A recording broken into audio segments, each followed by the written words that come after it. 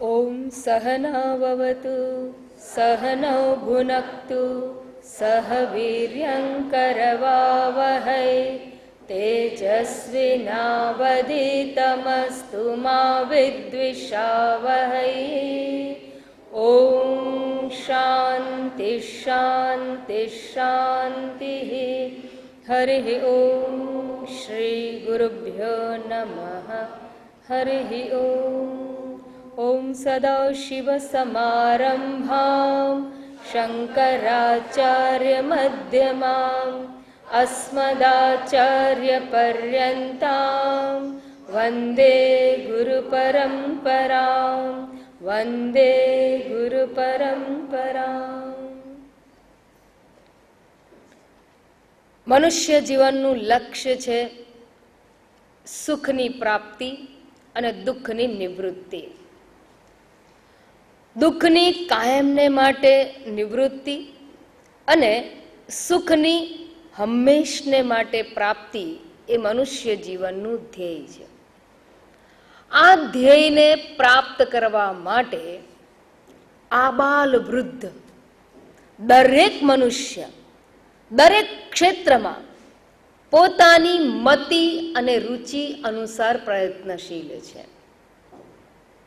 બાળક રમત રમે તો સુખ માટે, માં બાળકને ઉછેર કરે તો પણ એના આનંદ માટે, ક્રિકેટરો ક્રિકેટ રમે તો પણ આનંદ માટે, અને સેક્રેટેરિયેટની અંદર ઓફિસરો કોઈ પણ વિષયની ચર્ચા કરતા હોય, ડિસિઝન લેતા હોય તો એ પણ એક આનંદ માટે છે.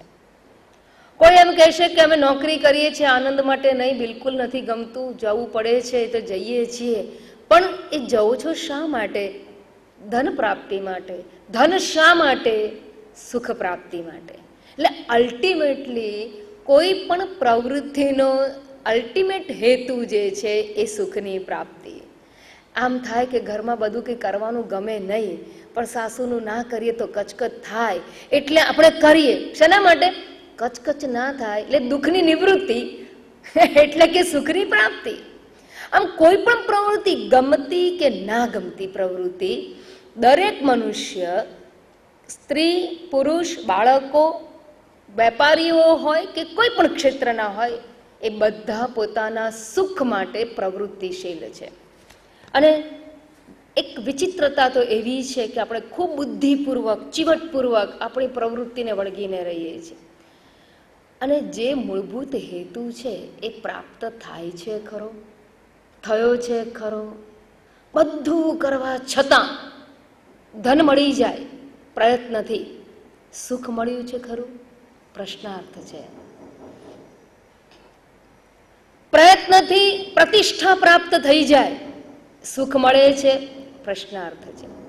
પ્રયત્ન કરીને હું સંગીતકાર બની જાઉં, મને ગાતા આવડી જાય, પણ મને સુખ પ્રાપ્ત થશે? પ્રશ્નાર્થ. બહુ પ્રયત્ન કરું ને વિદ્વાન બની જાઉં, શાસ્ત્રો ગોખી નાખું, સુખ મળે છે? પ્રશ્નાર્થ. મને બહુ મહેનત કરીને મારી ઈચ્છા હતી કે હું સીએ થઈ જાઉં, હું MBA થઈ જાઉં, હું IAS ઓફિસર થઈ જાઉં, બહુ પ્રયત્ન કરીને એ બધી પદવીને પ્રાપ્ત કરી શકીએ છીએ, પણ પ્રયત્નપૂર્વક સુખને પ્રાપ્ત કરી શક્યા છીએ ખરા? જે બધા માટે આ બધું કરી રહ્યા છે એ સુખની પ્રાપ્તિ, કાયમી શાંતિની પ્રાપ્તિ હજી પ્રશ્નાર્થ ચિહ્ન બનીને રહી છે. માતાજી, એવું તમને કેવી રીતે ખબર પડી? અમને મળી ગયું હોય તો પ્રશ્ન તમને એટલા માટે હું કહું છું કે મને ખબર પડી ગઈ છે કે સુખ મળ્યું નથી, મળતું નથી, એટલા માટે કે જો ખરેખર મળી ગયું હોય તો એ વસ્તુની પ્રાપ્તિનો પ્રયત્ન ચાલુ રહે નહીં. હું બજારમાં નીકળું ને મને એમ થાય કે હવે સિઝન છે, અથાણા બનાવવા છે ને કેરી લેવા નીકળું, અને કેરી ખરીદવા જવું, અને મારે જે કેરી જોઈતી હોય, મારે લંગડો જોઈતો હોય, હાફૂસ જોઈતો હોય, રાજાપુરી જોઈતી હોય, અને એ પ્રમાણેની મારી જોઈતી કેરી મને મળી જાય, પછી હું ક્યાં ભરું? માર્કેટમાં બીજી દુકાને ફરું ખરી? ના. કેરી મળી ગઈ, લઈ લીધી. અથાણાનો સામાન લેવો તો એ લઈ લીધો, પછી આપણે ઘરે પરત આવીએ. કેરી માટે ના ફરીએ. હા, કદાચ ફરીએ ખરા, આપણને પાણીપુરી ખાવાનું મન થયું હોય તો કેરી લેતા લેતા પછી પાણીપુરીની લારી પાસે ઊભા રહી જઈએ, બીજે જઈએ, પણ કેરી માટે ના જઈએ. પ્રવૃત્તિ અટકી જાય એવું નહીં, પણ કેરી માટેની પ્રવૃત્તિ અટકી જાય જો કેરી મળી ગઈ હોય તો. બસ એમ માણસને સુખ મળી ગયું હોય ને તો બધી પ્રવૃત્તિ ભલે કરે પણ સુખ માટે પ્રવૃત્તિ ન કરે. પ્રવૃત્તિ ન કરે એવું નહીં, એ તો જીવન છે. પ્રવૃત્તિ બધી બંધ થઈ જાય, હલનચલન બંધ થઈ જાય તો એને સમજી લેવાનું કે આવજો રામ રામ. પ્રવૃત્તિ તો જીવન છે, ધબકતું જીવન છે. પણ સુખ માટેની પ્રવૃત્તિનો અંત આવી જાય અને એ નથી આવતો. એ બતાવે છે કે મનુષ્ય પ્રયત્ન કરે છે જન્મથી મૃત્યુ પર્યંત પણ સુખ પ્રાપ્ત થતો. જ્યારે આપણને ધ્યેય પ્રાપ્ત ના થાય તો આપણે નિષ્ફળ કે અસફળ મનુષ્ય કહેવાઈએ. માનવ જીવનની સફળતા એના ધ્યેયની પ્રાપ્તિ કે પૂર્તિમાં છે, અને ન થાય તો બધું મેળવ્યા છતાં આપણે નિષ્ફળ મનુષ્ય છીએ એમ કહેવાય. Not an accomplished person. અને એટલે એ અકમ્પ્લિશ પર્સન નથી એટલે ડિસસેટિસ્ફેક્શન છે, અને એ ડિસસેટિસ્ફેક્શન અસંતોષ છે એ માણસના જીવનને અંદરથી એકદમ ઉદ્વિગ્ન રાખે છે, એજિટેટેડ લાઈફ રાખે છે. બધું છે પણ કંઈક ખૂટે છે, કંઈક મજા નથી આવતી, એવું એનું જીવન થતું હોય છે. તો આપણને એમ થાય કે પ્રવૃત્તિ કરીએ છીએ, બધા પ્રવૃત્તિ કરે છે, ગમે તે ફિલ્ડમાં કરે છે, આખું જીવન કરે છે, અને છતાં એનું ધ્યેય કેમ પ્રાપ્ત નહીં થતું હોય? મહેનત કરવાથી તો ધ્યેય પ્રાપ્ત થવું જ જોઈએ, પણ થતું નથી. એના બે કારણ હોઈ શકે. એક કારણ એ છે કે પુરુષાર્થ ઓછો પડે. જે મહેનત કરતા હોઈએ એ ઓછી હોય તો આપણને ધ્યેય પ્રાપ્ત ના થાય. અને બીજું કારણ એ હોય કે આપણે જે પ્રયત્ન કરી રહ્યા છીએ એ કદાચ ખોટી દિશામાં કરી રહ્યા હોઈએ. બે કારણ હોઈ શકે. પ્રયત્ન ઓછો છે ના, પ્રયત્ન તો દિવસ રાત છે, એ જ પ્રયત્ન છે. શાંતિ ક્યારે મળે? બસ આ બધું પતાવીને અમે શાંતિથી જીવીએ. તો પ્રયત્ન તો બધા જ કરે છે, પ્રયત્ન ઓછો નથી કરતા, પણ પ્રયત્ન કંઈક ખોટી દિશામાં થઈ રહ્યો છે, અને માટે કરવા છતાં પણ કંઈક આપણે નિષ્ફળ જઈ રહ્યા છીએ. અને એને જ આપણે એવું કહીએ છીએ કે ગતિ તો છે પણ પ્રગતિ નથી. ગતિમાન ઘાંચીનો બળદિયો છે પણ એના જીવનમાં પ્રગતિ નથી. એમ આપણી પણ ગતિ છે પણ પ્રગતિ નથી. એટલે શું? પેલો ગોળ ગોળ આંટા માર્યા કરે છે, અને આંટા મારવાની પ્રવૃત્તિ કરે તો ગતિ નથી. એમ આપણે પણ કર્મફળના ચક્કરના આંટા મારીએ છીએ. કર્મ કરીએ ફળ મળે, કર્મ કરીએ ફળ મળે, એમ આપણું પણ ચક્ર ચાલ્યા કરે, અને આ ચક્રમાં જ આપણે રહીએ છીએ. એનાથી આગળ જતા નથી, પ્રગતિ થતી નથી.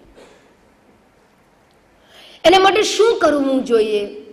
તો એના માટે એ કાયમી શાંતિ કે સુખના ઉપાયને મોક્ષરૂપી ધ્યેય કહેવામાં આવે. અને એ મોક્ષરૂપી ધ્યેયની પ્રાપ્તિ માટે જે કંઈક આવશ્યક સાધનો છે, એ તમામ સાધનો કે આખો આવશ્યક ઉપદેશ છે, વેદોનો ઉપદેશ છે, એ વેદોના સંદેશને સંક્ષિપ્તની અંદર સાગરને ગાગરમાં ભરે એમ ભરી દીધો હોય તો રમણ મહર્ષિજીએ એને ઉપદેશસાર ગ્રંથમાં ભરી દીધો છે. ઉપદેશસાર ગ્રંથ એ વેદનો જે ઉપદેશ માનવ જાતના કલ્યાણ માટેનો છે, મોક્ષ પુરુષાર્થ માટેનો છે, એ સમગ્ર ઉપદેશને એક સંક્ષિપ્તની અંદર ભરી દીધો છે, નટશેલની અંદર આપી દીધો છે. એટલે બહુ મહત્વની આ ગ્રંથ છે. મોક્ષની પ્રાપ્તિ શાસ્ત્રમાં કહ્યું કે જ્ઞાનાદ એવતુ કૈવલ્યમ, જ્ઞાનથી જ મોક્ષ પ્રાપ્ત થાય છે. પણ જ્ઞાન પ્રાપ્તિ માટે અધિકાર પણ હોવો જોઈએ. તો જ્ઞાન પ્રાપ્તિની યોગ્યતાની પ્રાપ્તિ માટે, અધિકાર પ્રાપ્ત કરવા માટે પણ કંઈક કરવું પડે છે. માત્ર જ્ઞાન પ્રાપ્તિથી સફળતા પ્રાપ્ત થતી નથી. એના માટે અધિકાર પણ જોઈએ. અને એ કેવી રીતે પ્રાપ્ત થાય? તો એના પણ સાધનો દર્શાવવામાં આવેલા છે. અને એ પણ આ નાનકડી ટેક્સ્ટની અંદર, માત્ર 30 જ શ્લોકની અંદર એ બધી વસ્તુને આવરી લેવામાં આવેલી છે. એટલે this text is comprehensive text. Very small, અને એટલા લ્યુસિડ એના શ્લોકો છે, રુચિકર છે, સરળ છે, અને છતાં એક સૂત્રાત્મક ભાષાની જેમ એક નાનકડા વાક્યમાં ઘણો બધો ઉપદેશ આપી દીધેલો. એવો આ એક ગ્રંથ છે ઉપદેશ સાર. ઉપદેશ સારના રચયિતા રમણ મહર્ષિ, તિરુવન્નામલાઈ જ્યાં રહ્યા 54 વર્ષ સુધી એકાંતવાસ કર્યો. આપણે ગઈ વખતે એ જોઈ ગયેલા.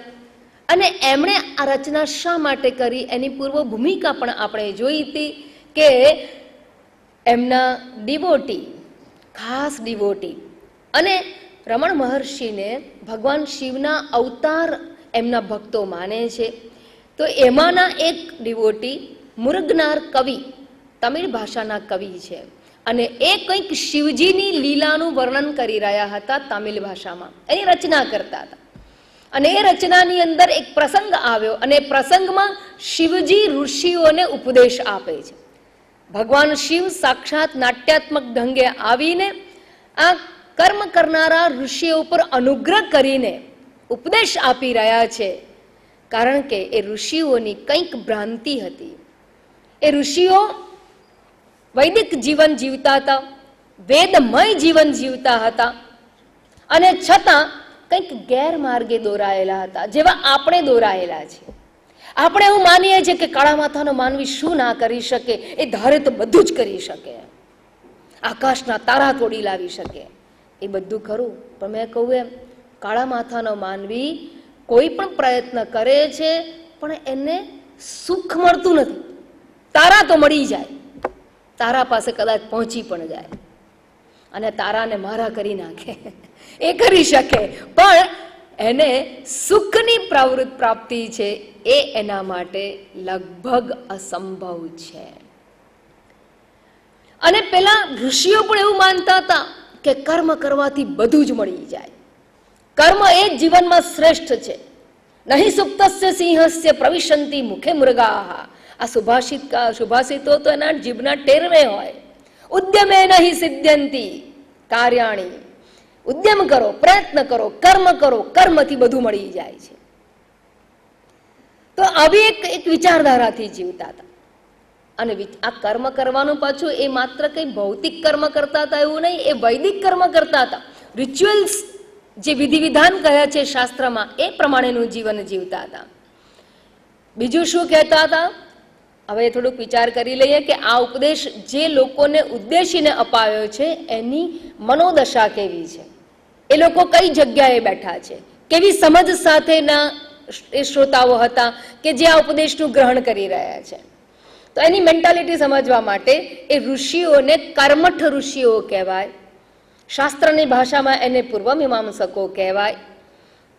અને આપણી ભાષામાં સમજીએ તો એ લોકો એવું માનતા હતા કે કર્મ શ્રેષ્ઠ છે અને કર્મ પોતે જ ફળ જન્માવે છે, કર્મથી જ ફળ મળે છે, કર્મ જ કરવું જોઈએ, કર્મ શ્રેષ્ઠ છે અને કર્મ ફળ જન્માવે છે. અને કર્મ દ્વારા જેવું કર્મ કરો એ પ્રમાણેનું નિયમ અનુસાર ફળ પ્રાપ્ત થતું હોય તો એમાં ઈશ્વર વચ્ચે ક્યાં આવ્યો?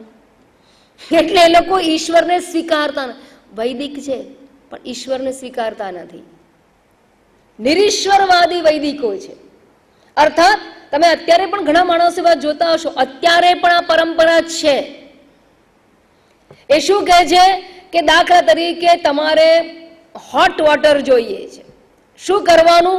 ચૂલા ઉપર તપેલું મૂકી દો, ગેસનો ચૂલો હોય કે ગમે તે ચૂલો હોય કે પછી તમારું માઇક્રોવેવ હોય, પણ એના ઉપર મૂકી દો તપેલું પાણી ભરીને, 100 ડિગ્રી ટેમ્પરેચર થાય એટલે પાણી ઉકળવા માંડે અને પાણી ઉકળશે. એમાં ઈશ્વરને પ્રાર્થના કરવાની જરૂર, હે ભગવાન પાણી ઉકાળ, હે ભગવાન પાણી ઉકાળ, ના. અને બોલ નાખો ઉપરથી અને આમ ફેંકો એટલે વેલોસિટીના નિયમ પ્રમાણે નીચે આવવાનો, અને જેટલા પ્રમાણેનો વેગ હોય એટલી ઝડપથી નીચે આવે. આ તો ફિઝિક્સના લો છે, ભૌતિક શાસ્ત્રના સિદ્ધાંતો છે, રાસાયણિક સિદ્ધાંતો, ભૌતિક શાસ્ત્રના નિયમો છે. એ બધા અનુસાર કર્મનું ફળ મળતું રહે છે. એમાં વળી ભગવાનને શું પ્રાર્થના કરે? હું પથ્થર નાખું, પથ્થર નીચે પડજે, હે ભગવાન પથ્થર નીચે, ના એ તો પડવાનો જ છે. કેમ? ગુરુત્વાકર્ષણનો બળ છે અને એના લીધે પથ્થર નીચે પડે જ છે. ઈશ્વર વચ્ચે ક્યાં આવ્યો? અને જેમ ત્યાં ઈશ્વર વચ્ચે નથી, એમ હું કર્મ કરીશ એ કર્મનું મને ફળ મળવાનું જ છે. આમાં ઈશ્વરની ક્યાં જરૂર છે? અને ઈશ્વર વચ્ચે છે જ નહીં. તમે લોકો ખોટું વચ્ચે તું તો લઈ આવો છો. અને માટે કર્મ જ શ્રેષ્ઠ છે અને કર્મ જ ફળ આપે છે. આવી તો આપણને થાય કે વાત તો સાચી. આપણે જ્યારે સાંભળીએ ને તો આપણને પણ એવું લાગે કે વાત તો સાચી છે. તો આપણે પેલા ઋષિઓ સરખા. તમને એવું લાગે છે કે નહીં? જો લાગે ને તો આપણે ઉપદેશ સરનો ક્લાસ ચાલુ રહે. હા, કારણ કે પેલા ઋષિઓને ઉપદેશ છે અને ઋષિઓની આ મેન્ટાલિટી છે અને માટે આ ઉપદેશ ચાલુ રહી શકે. આગળ એ લોકો શું સમજે છે? હવે વેદ જે કહીએ છીએ, વેદ શું છે થોડીક તમને એ પણ વાત કરી દઉં. આપણે we are not Indians actually speaking. Indians એટલે બરાબર ભારત દેશમાં રહીએ એટલે ઇન્ડિયન, અને અમેરિકામાં જઈએ તો આપણે લોકો જ અમેરિકાનું સિટીઝનશીપ લેવા માટે કેટલી મહેનત કરતા હોઈએ છીએ. 5 વર્ષ ત્યાં રહીએ અથવા ધક્કા ખાઈએ. ના રહેવું હોય એ લોકો ધક્કા ખાય અને સિટીઝનશીપ માટે કેટલા તડપતા હોય. મળી જાય, જ્યાં રહો ત્યાંના તમે સિટીઝન થઈ જાઓ. પણ ખરેખર છે ને ત્યાં જઈને આપણે શું શોધીએ? મંદિર ક્યાં હશે? સત્સંગ ક્યાં હશે? એટલે આપણે અમેરિકા જવાથી અમેરિકન સિટીઝનશીપ તો મળે, પણ હૃદય શેનું છે? વૈદિક છે. વૈદિક છે એટલે શું? વેદની પરિપાટી કે પ્રણાલિકા છે એને સ્વીકારનારા છે. જેમ ભારત દેશનો વાસી એટલે શું? કે ભારત દેશના જે બંધારણના નિયમો છે એને જે અનુસરે એને ભારતીય કહેવામાં આવે. ભારતીય છે એટલે શું? તો કે ભાઈ આપણે 15મી ઓગસ્ટે અને 26મી જાન્યુઆરી ધજાને સલામ કરીએ છીએ. એ સલામ કરીએ છીએ એટલે શું? કે constitution of this Indian government, we obey that, we follow that rules and regulations, we are bound to follow it because we are Indian citizen. બસ એ પ્રમાણે જેનું જે બંધારણ તમે ફોલો કરો એના તમે નાગરિક કે તમે એવા કહેવાઓ. એમ આપણે બધા જીવનની રીતિ પદ્ધતિ જે છે એમાં જે કોન્સ્ટિટ્યુશન ફોલો કરીએ છીએ એ વૈદિક કોન્સ્ટિટ્યુશન છે. માતૃદેવો ભવ, પિતૃદેવો ભવ, આચાર્ય દેવો ભવ, આ કોન્સ્ટિટ્યુશન છે વેદનું. ધર્મમ ચર, સત્યમ વદ, કોન્સ્ટિટ્યુશન છે. સંધ્યાવંદનમ કુરુ, કલંજમ મા ભક્ષેત, આ કોન્સ્ટિટ્યુશન છે. અને જે પ્રમાણે કોન્સ્ટિટ્યુશન છે એ પ્રમાણે આપણે વર્તીએ છીએ, એને ફોલો કરીએ છીએ. લગ્ન વિધિ તો વૈદિક વિધિ પ્રમાણે થાય. નવા મકાનમાં રહેવા જઈએ તો વાસ્તુશાસ્ત્ર પ્રમાણે વાસ્તુ વિધિ કરીએ છીએ આપણે. તો આપણે જે વિધિઓ કરીએ છીએ, જે વૈદિક વિધિઓ છે એ વૈદિક વિધાન અનુસાર કરીએ છીએ. લગ્ન ગ્રંથિથી જોડાઈએ છીએ, વૈદિક વિધિ અનુસાર કરીએ છીએ. તો આ બધું ફોલો કરનારા આપણે વૈદિકો કહેવાઈએ. અને આ વેદની અંદર મુખ્ય 2 ભાગ છે. વેદના મુખ્ય 2 ભાગ છે. એક ભાગ એવો છે કે જેની અંદર આપણે જીવનમાં શું કર્મ કરવા જોઈએ, કયું કર્મ કરીએ તો કયું ફળ મળે, કેવું ફળ જોઈએ છે એ પ્રમાણે કયા પ્રકારે કર્મ કરવું જોઈએ એનું વિધાન, એની વિધિ વિધાન આપેલા છે. દાખલા તરીકે વચ્ચેનો દુકાળ પડ્યો તો પેપરમાં રોજ છાપવામાં આવતું હતું કે વારુણે યજ્ઞ કરવામાં આવ્યો અને તપેલાની અંદર પાણીને પંડિતો બેઠેલા બતાવેલા ફોટોગ્રાફની અંદર. એ વારુણી યજ્ઞ કરવામાં આવેલો અને એ વેદના મંત્રોચ્ચાર કરવામાં આવે અને એનો અધિકારી મનુષ્ય જો કરે, એની વિધિ અનુસાર કરે તો ચોક્કસ એ વૃષ્ટિ થાય અને થાય. એ આજે પણ છે. મેઘ મલ્હાર ગાય તો વૃષ્ટિ થાય અને રાગ દીપક ગાય તો જ્વાળા થઈ બળે, શરીર બળે, શરીરમાં તાપ ઉભો થાય. બસ એ જ પ્રમાણે જેમ એ શું છે? એ આરાધના છે, સ્વરની આરાધના છે. એ સૂર અને સ્વરની આરાધના હોય તો ચોક્કસ એવી વિધિ થાય છે અને આપણે જાણીએ છીએ. ઇતિહાસ અનસાક્ષી છે. બસ એ જ પ્રમાણે મંત્રોચ્ચાર પણ સ્વરની વિધિ છે, એ પણ વિધિ વિધાન છે, એ પણ એમાં પણ શુદ્ધિ હોય, એની પણ સાધના હોય તો એ પ્રમાણેનું કર્મનું ફળ મળે છે. અને ઇતિહાસ કહે છે કે ભગવાન રામચંદ્રજી છે એ પુત્ર કામેષ્ટી યજ્ઞ દ્વારા પ્રાપ્ત કરવામાં આવેલા હતા. દશરથને ત્યાં કોઈ સંતાન નહોતું. 3 રાણી હોવા છતાં એક પણ સંતાન પ્રાપ્ત થયું નહોતું. તો વૈદિક વિધિ અનુસાર પુત્ર કામેષ્ટી યજ્ઞ કરવામાં આવ્યો અને એ યજ્ઞમાં યજ્ઞ પુરુષ દ્વારા ચરુ અપાયો અને એના દ્વારા 4 સંતાનની પ્રાપ્તિ દશરથ રાજાએ કરી હતી. દુશ્મનને મારવા માટે દૃષ્ટદ્યુમ્નની ઉત્પત્તિ કરવામાં આવી. એ પણ યજ્ઞમાંથી પ્રાપ્ત કરવામાં આવ્યો. તો આવી રીતે પોતાની ઈચ્છા પ્રમાણેની ફળની પ્રાપ્તિ માટે કેટલાક યજ્ઞ યાગ વિધાન જે આપવામાં આવ્યા છે એ આખું કર્મકાંડના વિભાગમાં કહેવામાં આવેલું છે. અને જેટલી મનુષ્યની ઈચ્છાઓ એટલા પ્રકારની વિધિઓનું વર્ણન એમાં કરવામાં આવેલું છે. તો કર્મના ફળની વાતો એક કર્મકાંડમાં સમજાવવામાં આવી. કયા પ્રકારના કર્મ કરવાથી દુઃખરૂપી ફળ મળે છે એ પણ કહેવામાં આવ્યું. અને જે કર્મ કરવાથી દુઃખ પ્રાપ્ત થાય એને અધર્મ કર્મ કહેવાય, વેદ અવિહિત કર્મ કહેવાય, એટલે કે નિષેધાત્મક કર્મ કહેવામાં આવે. એને સાદી ભાષામાં પાપ કર્મ કહેવામાં આવે છે. 4 શબ્દો મેં આપ્યા. તમે પાપ કહો, વેદ નિષિદ્ધ કર્મ કહો, અથવા અધર્મ કર્મ કહેવામાં આવે, અથવા જે કર્મ કરવાથી દુઃખરૂપી ફળ પ્રાપ્ત થાય છે. આ બધી એકની એક વાતો છે. એમ કે આ નહીં કર, પાપ લાગશે, તો લોકો માને નહીં ને સ્વીકારે નહીં. અરે પાપ લાગશે એટલે શું? દુઃખ મળશે, દુઃખી થવાનો રસ્તો છે. ધર્મના માર્ગે જશો, સુખ મળશે. ધર્મ એને જ કહેવાય કે જે કર્મનું ફળ સુખ હોય એવા કર્મને ધર્મ કર્મ કહેવામાં આવે છે. અને જ્યારે આ ખબર હોય ત્યારે અધર્મ કર્મ કરવાની કોઈની હિંમત ચાલે નહીં. કેમ? મારે સુખ જોઈએ છે તો હું ધર્મ જ કરીશ. I cannot afford to go on a અધર્મ પાથ. કે દુઃખ આપવાનું છે. તો એ પાપ અને પુણ્યની પરિભાષા જ્યાં સમજાવવામાં આવી છે એ વેદ પૂર્વ ભાગ, એને કર્મકાંડ વિભાગ કહેવામાં આવે છે.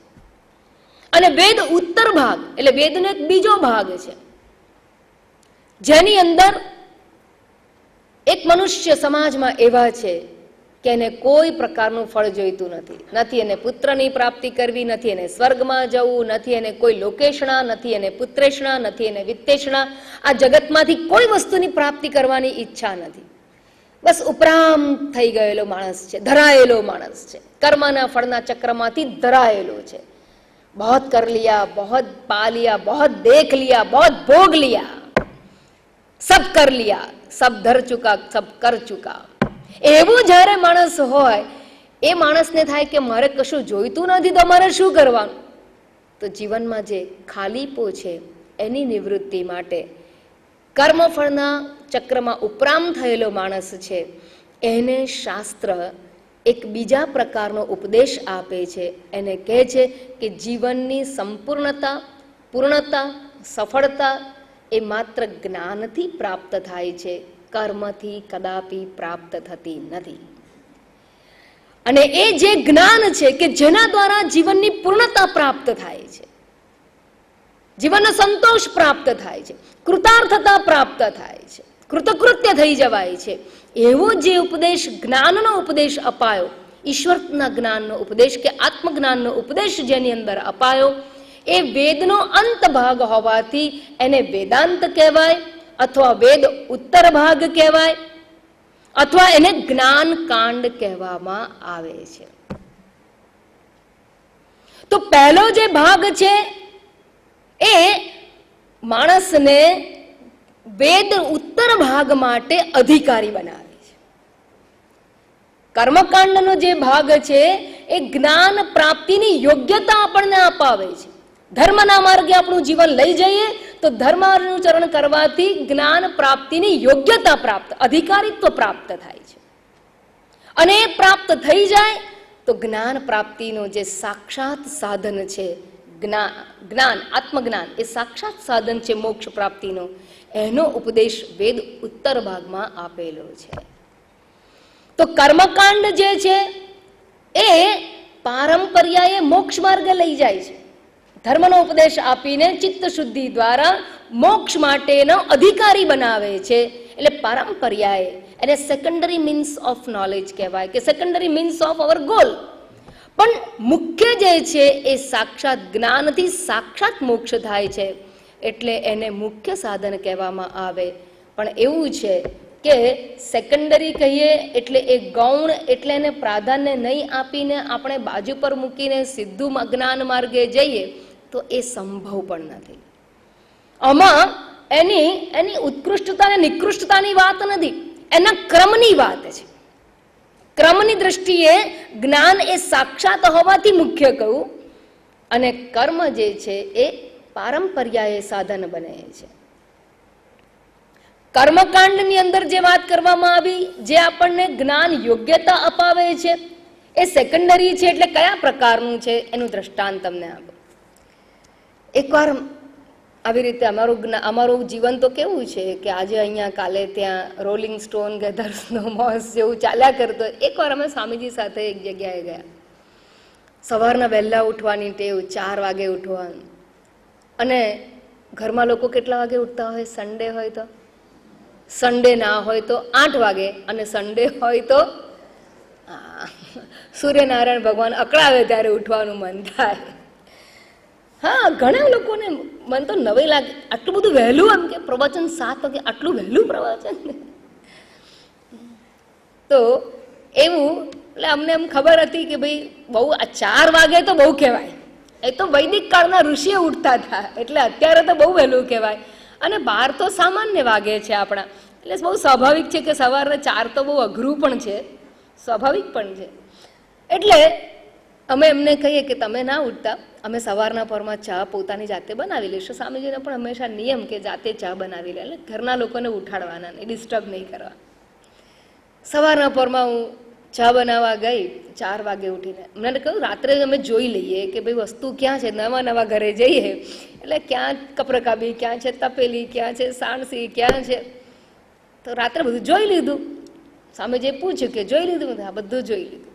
સવારના પરમાં ઉઠીને આપણે તો પહોંચી ગયા, બ્રશ વશ કરીને, શૌચ કર્મ કરીને. ચા બનાવવા ગયા તો તપેલી હા મૂકી, પછી કપરકાબી છે, ખાંડ ચાંદ ડબ્બા છે, આદુ નાખવું હતું તો એને ખમણવા માટેનું એ પણ છે, બધું જ તૈયાર. આદુ બધું બધું તૈયાર. જે કંઈ ચામાં જોઈતી વસ્તુ હતી બધી તૈયાર. દૂધ પણ ફ્રીજની અંદર બરાબર મૂકેલું હતું. પણ કરવાનું શું? ચાલુ કરવા માટે ના દિવાસળીની પેટી, ખોખું દેખાયું તો એમાં દિવાસળી ખાલી, રાત્રે જોયેલું, પણ ખોખું દિવાસળી નહીં, અને લાઇટર ક્યાંય દેખાય નહીં, બધું તૈયાર. ચા બનાવવા શું જોઈએ? ચા ખાંડ જોઈએ, દૂધ જોઈએ, તપેલી જોઈએ, સાણસી જોઈએ. હા, એવરીથિંગ ઇઝ રેડી. ચા બને ખરી? હવે ના ઉઠાડાય કે ના ઉપર જવાય? ચા વગર ઉપર ના. અરે સવારના પરમાં ગરમ પાણીના કોગળા કરવા માટે ગરમ પાણી જોઈએ, પીવા માટે ગરમ પાણી. એ પણ કેવી રીતે બનાવવું? બધું રેડી કરી નાખે. સારું, ધારો કે હું રાત્રે એકલું લાઇટર જોઈને બેસી ગઈ હોત તો ચાલે? ના, તપેલી ક્યાં છે એ પણ જોવી પડે, ડબ્બા ચા ખાંડના ક્યાં છે એ પણ જોવા પડે, બંને જોઈએ. જો એકલા ચા ખાંડથી ચા ના બને અને એકલા લાઇટરથી ચા ના બને. એકલું લાઇટર જોઈ લીધું હોય અને દાખલા તરીકે દૂધ જોવા ગયા ને એ તો દૂધ મેળવેલું હોય, સવારે દહીં થઈ ગયું હોય, તો એ પણ ના ચાલે. દૂધ પણ જોઈએ.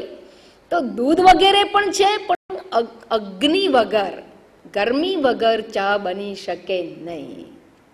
તો ચા શું? ચા માટે અગ્નિ કેવું છે એ મુખ્ય સાધન કહેવાય, અને દૂધ વગેરે વગેરે છે ને એ શું કે ગૌણ સાધન કહેવાય. ઇમ્પોર્ટન્સ કોઈનું ઓછું નથી, પણ પેલું સાક્ષાત સાધન છે. બધું ભેગું કરો પણ જ્યાં સુધી અગ્નિ ના હોય ત્યાં સુધી ચા ના બને. જેવું અગ્નિ આવે અને એની સાથે ચા થઈ જાય. કારણ કે માઇક્રોવેવમાં મૂકી દઈ, પણ માઇક્રોવેવ હોવું જોઈએ, અગ્નિ પેટાવનારું કંઈક તો હોવું જોઈએ. તો પેલા બધા ગૌણ સાધન કહેવાય અને આને મુખ્ય સાધન કહેવાય. દાખલા તરીકે તપેલી ના મળે તો તાવડામાં કરી નાખીએ, કોઈ વાર ચાલી કંઈક બીજામાં કરી નાખો તમે, એ ગૌણ સાધન છે. પણ અગ્નિ વગર નો ઓલ્ટરનેટિવ ઇઝ પોસિબલ. અગ્નિ તો મુખ્ય સાધન, સાક્ષાત સાધન કહેવાય. એને અસાધારણ કારણ કહેવાય. બસ એમ મોક્ષ માટે જ્ઞાન અસાધારણ કારણ છે. પણ એનો અર્થ એવો નથી કે જેમ દૂધ ના હોય તો ચા બની જાય, કે દૂધ ચા ખાંડ ના હોય તો ચા બને, ના, તો ખાલી પાણી જ મળે. એ પણ એટલું જ જરૂરી છે. એમ જ્ઞાન પ્રાપ્તિ માટેનું યોગ્યતા પ્રાપ્ત કરવી એ બહુ જરૂરી વસ્તુ છે. પછી તો છે ને બધું તૈયાર થઈ ગયું હોય ને તો રસોઈ બનાવતા કેટલી વાર કોઈ હેલ્પર મળી જાય, બેનને ખબર હોય, કોઈ હેલ્પર મળી જાય બધું તૈયાર રાખે ને તો રસોઈ બનાવતા કેટલી વાર આમ ડાબા બાયા હાથ કાખી લે. પણ તૈયારી કરવામાં lot of time is taken. શાકને સાફ કરવું, સમારવું બહુ મોટું કામ છે. તૈયારી કરવી મસાલાની બહુ મોટું કામ છે. બનાવવું તો બહુ સહેલું છે. એ પ્રમાણે જ્ઞાન પ્રાપ્તિની યોગ્યતા પ્રાપ્ત કરવી ને એ બહુ મોટું કામ છે, બહુ લાંબુ કામ છે. એટલે એને ગૌણ કહ્યું પણ જરા પણ નિમ્ન નથી, બહુ મોટું કામ છે. તો કર્મ અને ઉપાસના એ આપણને જ્ઞાન પ્રાપ્તિની યોગ્યતા આપે છે. અને જ્ઞાન એ સાક્ષાત મોક્ષનું સાધન છે. આ ત્રણેયને આવરી લઈને કર્મ, ઉપાસના, યોગ, પતંજલિ યોગ સૂત્રનું યોગ અને જ્ઞાન, આ ચારેય મુદ્દાઓને ધ્યાનમાં લઈને સંક્ષેપમાં સાર રૂપે ઉપદેશ અહીંયા મોક્ષ માટેનો અપાયો છે. એવું આ ગ્રંથ છે, એનું નામ છે ઉપદેશ સાર. આ પૂર્વ ભૂમિકા એટલા માટે બાંધું છું કે ગ્રંથનું મહત્વ સમજો તો અભિરુચિ જાગે. કારણ કે ભગવદ્ ગીતા શબ્દ પ્રચલિત હોય, અમુક જે શબ્દ પ્રચલિત હોય ને એના માટે મારે બહુ પૂર્વ ભૂમિકા બાંધવી ન પડે. પણ આ એક અપ્રચલિત ગ્રંથ છે અને માટે એની આટલી પૂર્વ ભૂમિકા મેં બાંધી. હવે નિરીશ્વરવાદી વૈદિકો છે એ લોકો શું કરે છે, કર્મકાંડનો જે વિભાગ છે ને એને પ્રમાણભૂત માને છે, એ એક્સેપ્ટ કરે છે. પણ જ્ઞાનકાંડનો જે વિભાગ છે ને એને પ્રમાણ તરીકે વેદને સ્વીકારતા નથી. એટલે કોન્સ્ટિટ્યુશનની અંદર પૂરેપૂરી બુકને નથી સ્વીકારતા. હા, કર્મકાંડનો પોર્શન છે એને પ્રમાણ તરીકે સ્વીકારી લે છે, એને ફોલો કરે છે. પણ પાછળનો જે ભાગ છે એને સ્વીકારતા નથી. અને માટે એ લોકોની વિચારધારામાં કંઈક ખૂટે છે, કંઈક ફોલ્ટ છે. અને એ ફોલ્ટને દૂર કરવા માટે આમ તો વૈદિકો હતા, નિત્ય સવારે ઉઠવું, યજ્ઞ યાગ કરવું, આવું સાત્વિક જીવન જીવનારા હતા. એટલે ભગવાન શિવને એમના પર અનુગ્રહ કરવાની ઈચ્છા થઈ. એ લોકો કેવું માને છે, વેદ નિત્ય છે, આ જગત પણ નિત્ય છે, કોઈએ ઉત્પન્ન કર્યું નથી, ઈશ્વરની જરૂર નથી, કર્મ ફળ આપવા માટે સ્વતંત્ર છે. આવી વિચારણામાં ઘણા બધા દોષો છે. આપણે પણ જો આ વિચારણા કરતા હોઈએ તો એનો ઉત્તર સુંદર રીતે આની અંદર આપવામાં આવેલો છે. કર્મ શ્રેષ્ઠ છે, ભગવાન જેવું કંઈ છે નહીં, અમે એને માનતા નથી, નિયમ પ્રમાણે કર્મના ફળ મળે જ છે. નિયમ છે તો ગુરુત્વાકર્ષણ છે તો નિયમ છે. અને સમજો કે નિયમ છે એટલે તો આપણે સંશોધનો શક્ય બન્યા છે. અને એ લો ઓફ નેચર, નિયતિ, અને એ પ્રમાણે કર્મફળ આપે છે. આવું માનનારાને અહીંયા ઉપદેશ આપીને ઉત્તર આપ્યો છે. તો આવા વૈદિકોને કયા પ્રકારે ઉપદેશ આપ્યો એ નાટ્યાત્મક વાર્તા આપણે ગઈ વખતે જોઈ ગયા છીએ, એટલે એનું પુનરુચ્ચારણ નથી કરતી. પણ એમણે જે ઉપદેશનો આરંભ કર્યો છે એ ઉપદેશ શ્લોક નંબર 1ની અંદર જે કહેવામાં આવ્યો છે એનો આપણે આજે વિચાર કરીશું. આ એક વિશેષ પ્રકારનો રાગ છે. સામાન્ય અનુષ્ટુપ છંદની અંદર રચનાઓ હોય, ઉપજાતિની અંદર રચના હોય, શાર્દુલ વિક્રીડિતની અંદર રચના હોય, પણ આ એક જે છે રાગ એ કંઈક વિલક્ષણ રાગ છે. અને તામિલ ભાષામાં રચાયો છે ને એ કવિ લખતા હતા, એટલે એનો રાગનું નામ છે પુન્નગ વરાડી રાગ. ખબર પડે છે ને કે સાઉથનું છે, આ દક્ષિણ ભારતીય સંસ્કૃતિનું છે. એનો આ રાગનું નામ છે પુન્નાગ વરાળી રાગ. રાગ સહેલો છે, ભલે નામ અટવટું છે અને ગમે એવું છે. આપણે ગાવાનો ટ્રાય. કર્તુરાજ્ઞયા પ્રાપ્યતે ફલમ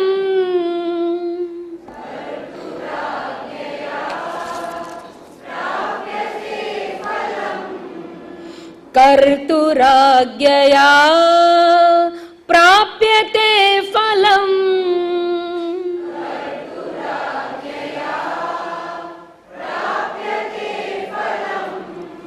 કર્મ કિમ પરમ કર્મ તજ્જડમ.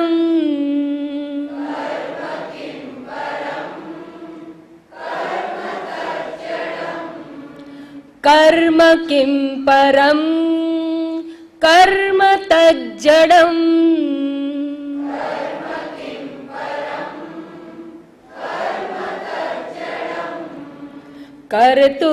કર્તુરાજ્ઞયા પ્રાપ્યતે ફલમ. કર્મ કિમ પરમ કર્મ તજ્જડમ.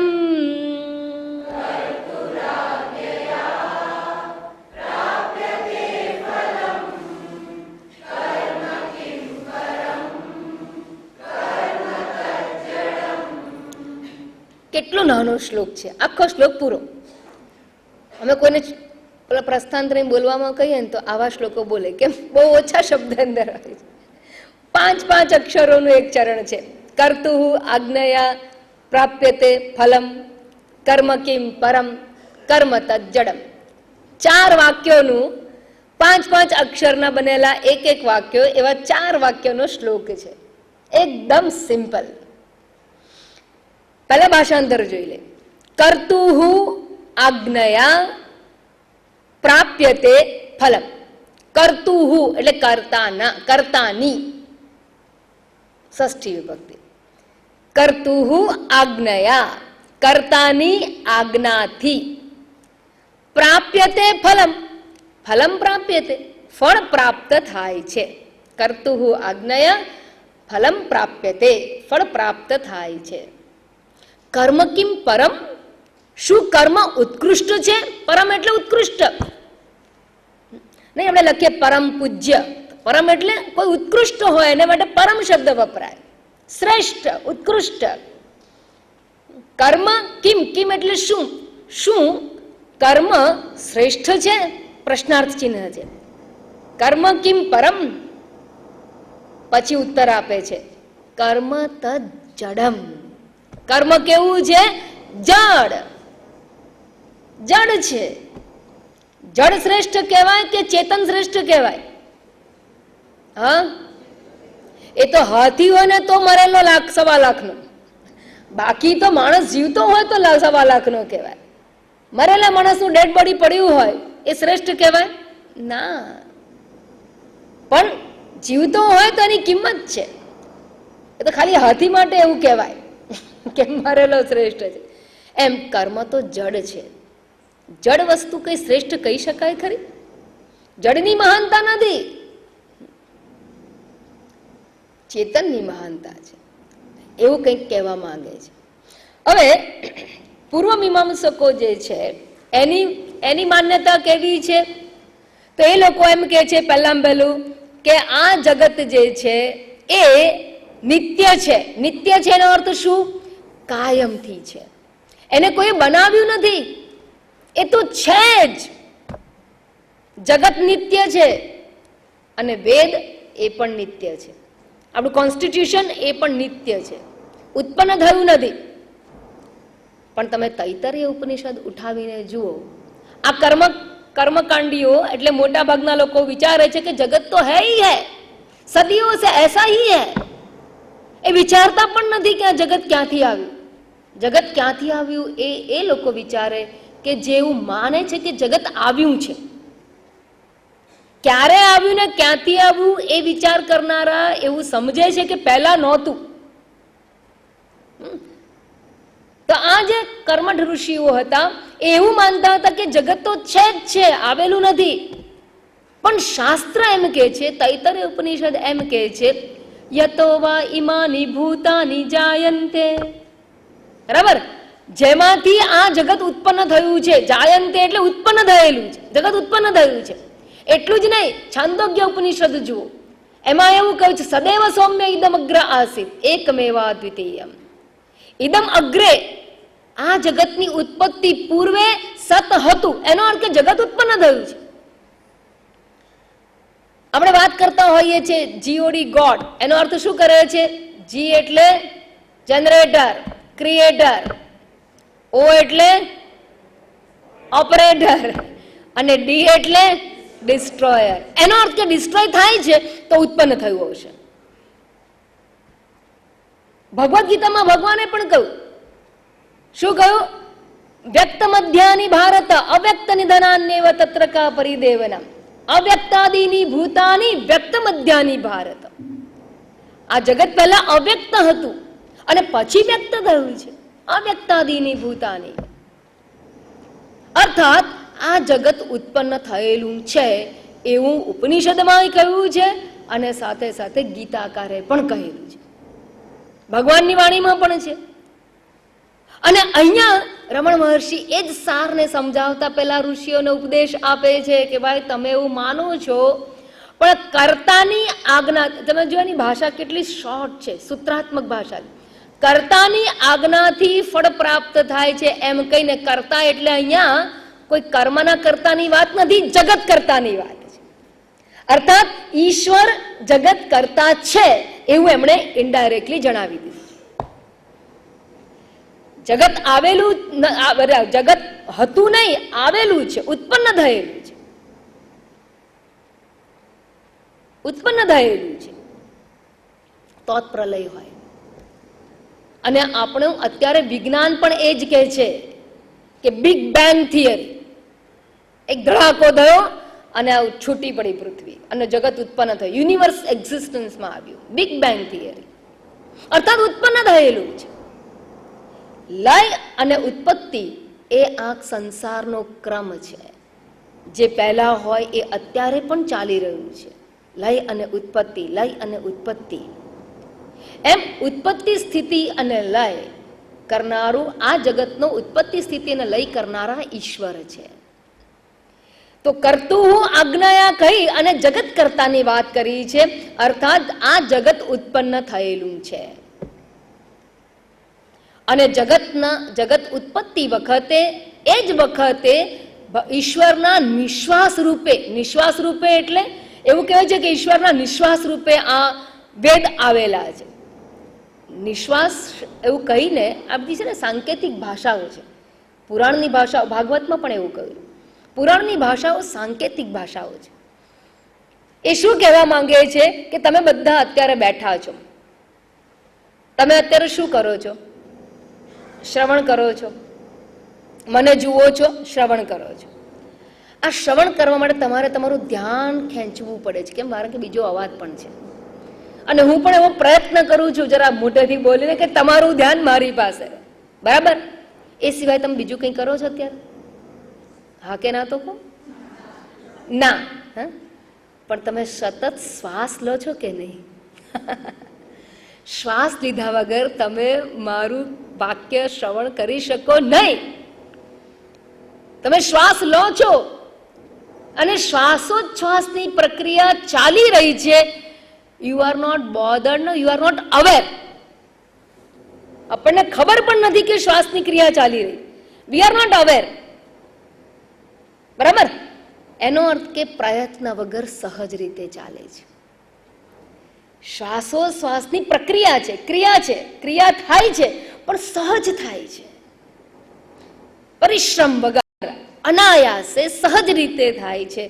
એ જ પ્રમાણે પરમાત્માએ અનાયાસે સહજ રીતે વેદોને ઉત્પન્ન કર્યા છે. પ્રયત્નપૂર્વક નહીં, સહજ રીતે કર્યા છે. માટે એને નિશ્વાસ રૂપ કહ્યા છે. એટલે એવું નહીં કે ભગવાનના નાકમાંથી આમ વેદા, એને સાંકેતિક પરિભાષા છે. એ સહજ રીતે ઉત્પન્ન થાય. એમાં કંઈ પુરુષાર્થ નથી કરો. એ તો ભગવાનની વાણી છે, ભગવાનનું રૂપ છે, ભગવાનનો અક્ષર દેહ છે. એટલે આપણે એને માથે મૂકીએ કે પૂજામાં મૂકીએ છીએ, એને મંદિર બનાવીએ, વેદ મંદિર બનાવીએ છીએ. એને એટલા માટે આપણે એને રિસ્પેક્ટ આપીએ છીએ, પૂજીએ છીએ. તો આ વેદ છે એ પણ સૃષ્ટિની ઉત્પત્તિ વખતે ઉત્પન્ન થયેલા છે. અને એ પ્રમાણે કરતું આજ્ઞયા ફલમ પ્રાપ્યતે. અરે ભાઈ, કર્મ અમે કરે ને ફળ ભગવાન આપે, એવું કેમ અને એવું કઈ રીતે? અમે તો એવું જોઈએ છે કે હું પાણી પીઉં છું ને મારી તરસ છીપાય છે, હું ખાવાનું ખાઉં છું ને મારું પેટમાં મારે જાય છે, અને વજન એટલે વધે છે કે આજકાલ જંક ફૂડ બહુ ખવાઈ ગયું છે, અને માંદો પડે નથી ખાધું તો શરીર ઉતરી ગયું, તો મેં કર્મ કર્યું મને ફળ મળ્યું. એવી આપણી માન્યતા છે. હું તમને એમ પૂછું છું કે તમે નાનપણની અંદર જે ખાતા હતા, યુવાનીમાં ખાતા હતા, અને એ જ પીઝા, એ જ તમારા પાસ્તા 70 વર્ષની ઉંમરે ખાઓ ને, તમે ખાઓ, વજન વધે? પચે જ નહીં. પહેલા વધે ક્યાં? પચે જ નહીં. યુવાનીમાં ખાધું, વજન વધી ગયું, પણ પછી ઘડપણમાં યુવાનીની અંદર તો કિલો ભજીયા ખાઈ જઈએ, પણ ઘડપણમાં 4 ખાતા ખાતા ભારે પડી જાય, હેરાન થઈ જવું પડે. શું થયું? હવે કેમ આવું થયું? આપણે એવું માનીએ છીએ, બરાબર. જો પહેલા આપણે એવું માનતા હતા કે મેં ખાધું ને મારું પેટ ભરાયું, મેં પાણી પીધું ને તરસ છીપાઈ ગઈ, આપણે એવું માનીએ છીએ. હકીકતમાં એવું નથી. ભગવાન કહે છે પચામી અન્નમ ચતુર્વિધમ, અહમ વૈશ્વાનરો ભૂતવા, હું વૈશ્વાનર રૂપે રહીને પાચન ક્રિયા કરું છું. તમે તો ઊંઘી જાઓ છો. લગ્નમાં જઈને રાત્રે 10 વાગે ને 12 વાગે ગમે ત્યાં આટલું ભારે ખાઈને આમ ભૂખ ના હોય, બધું પેટ ભરીને ખાધું હોય, છતાં ઉપર 2-4 આઈસ્ક્રીમ ખાઈ જાઓ છો. રાત્રે જાગે છે કોણ? ભગવાન અંદર જાગીને પચાવે છે. પચામી અન્નમ ચતુર્વિધમ. ધારો કે ના પચ્યું હોય ને ઉંમર થઈ ગઈ હોય, ત્યારે શું થાય? ત્યારે ખબર પડે કે હું પચાવું છું, ભગવાન પચાવે છે. સામાન્ય સંજોગોમાં ના ખબર પડે. ઈશ્વર કાર્ય કરી દે. ઈશ્વર છે એ કર્મનું ફળ ઈશ્વર આપે છે. અને બધાએ ખાધું, કોઈને પ્રોબ્લેમ ના થયો, અને મને ફૂડ પોઈઝનિંગ થઈ ગયું. એ કેમ થયું? બધાએ કિલો ભજીયા ખાધા અને મારે જ લોટા ભરવા પડ્યા. એવું કેમ થયું? કર્તુઃ આજ્ઞયા ફલમ પ્રાપ્યતે. આપણી ઈચ્છાથી થતું નથી, આપણા કરવાથી થતું નથી. તો અહીંયા એ વાત ખાસ કે જે એમ માને છે કે હું કરું છું ને હું પ્રાપ્ત કરું છું, મેં કર્યું માટે મને મળ્યું, અને તમને નથી મળ્યું, તમે નથી કરતા, એ વ્યાખ્યા ખોટી છે. ઓછું વાંચનારા છોકરાઓ નંબર લઈ આવે અને બિચારા બહુ સિન્સિયર મહેનત કરતા હોય, પાસ તો થાય પણ નંબર ના આવે. મેરેથોન રેસમાં અંદર બહુ મહેનત કરી હોય, ક્રિકેટમાં પણ બહુ મહેનત કરતા હોય, કઈ જીતે? હવે તો ફિક્સિંગ છે, બાકી પહેલા તો એવું હતું કે આજ્ઞાથી થાય છે, ઈશ્વર આજ્ઞાથી થાય છે. એને તેમ થાય હું છક્કો મારું, પણ છક્કો મારતા મારતા છક્કા છૂટી જાય અને મોચ આવી જાય ને 6 મેચ છૂટી જાય. છક્કો તો નહીં, 6 મેચ છૂટી જાય IPL માંથી બહાર. ઈશ્વર આજ્ઞયા કર્તું આજ્ઞયા ફલમ પ્રાપ્યતે. તો હવે આપણને થોડુંક એમ થાય ખરું કે આ બધી વાતો ભલે સમજીએ, હવે શ્રદ્ધાથી સ્વીકારીએ, બહુ ડાયા છીએ આપણે, પણ કંઈક મનમાં ઉતરે ને સમજાય ને એ રીતે જરા કોને લોજિકલી કંઈક કહો ને તો સમજાય. હાઉ ઈશ્વર ઇઝ પ્લેઇંગ રોલ, હાઉ ઈશ્વર ઇઝ પ્લેઇંગ રોલ ઇન ઇમ્પાર્ટિંગ કર્મફલ. કેવી રીતે થાય છે? તો એનો ઉત્તર આપણે સમજવા માટે સમય પણ જોઈએ, અને તમારું ફ્રેશ મન પણ જોઈએ, અને શાંતિનો માહોલ પણ જોઈએ. આપણે આવતી વખતે ભેગા થઈશું ત્યારે એના ઉપર વિસ્તૃત વિચારણા કરીશું. ઓમ પૂર્ણમદ પૂર્ણમિદં પૂર્ણાત પૂર્ણમુદચ્યતે પૂર્ણસ્ય પૂર્ણમાદાય પૂર્ણમેવાવશિષ્યતે. ઓમ શાંતિ શાંતિ શાંતિ. હરિ ઓમ. શ્રી ગુરુભ્યો નમઃ. હરિ ઓમ.